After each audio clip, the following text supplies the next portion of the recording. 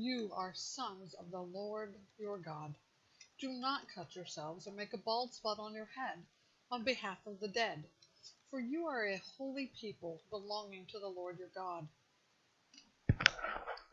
The Lord has chosen you to be his own possession out of all the peoples on the face of the earth. You must not eat any detestable thing. These are the animals you may eat: the ox, the sheep, the goat, the deer, the gazelle, the roe deer, the wild goat, the ibex, the antelope, and the mountain sheep. You may eat any animal that has hooves, divided in two, and chew the cud. But among the ones that chew the cud or have divided hooves, you are not to eat these: the camel, the hare, and the hyrax. Though they chew the cud, they do not have hooves. They are unclean for you. And the pig, though it has hooves, it does not chew the cud. It is unclean for you. You must not eat their meat or touch their carcasses. You may eat everything from the water that has fins and scales, but you may not eat anything that does not have fins and scales. It is unclean for you. You may eat every clean bird, but these are the ones you may not eat: the eagle, the bearded vulture, the black vulture, the kite, any kind of falcon, every kind of raven, the ostrich, the short-eared owl, the gull, any kind of hawk, the little owl, the long-eared owl, the white owl, the desert owl, the osprey, the cormorant, the stork, any kind of heron, the hoopoe, and the bat.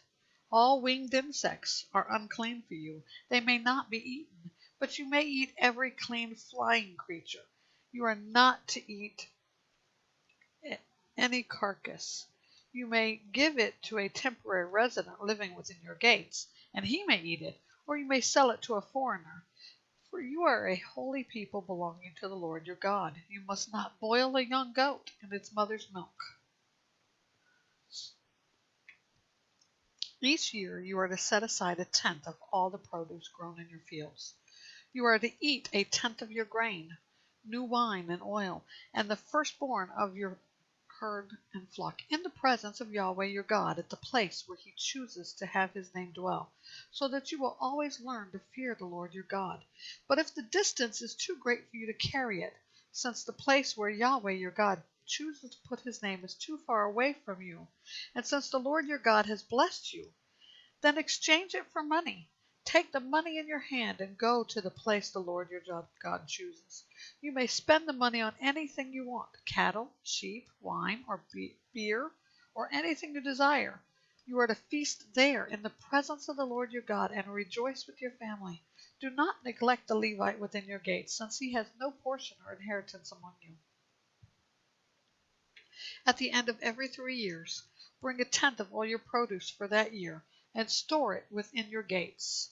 Then the Levite, who has no portion or inheritance among you, the foreigner, the fatherless, and the widow within your gates, may come, eat, and be satisfied, and the Lord your God will bless you in all the work of your hands that you do.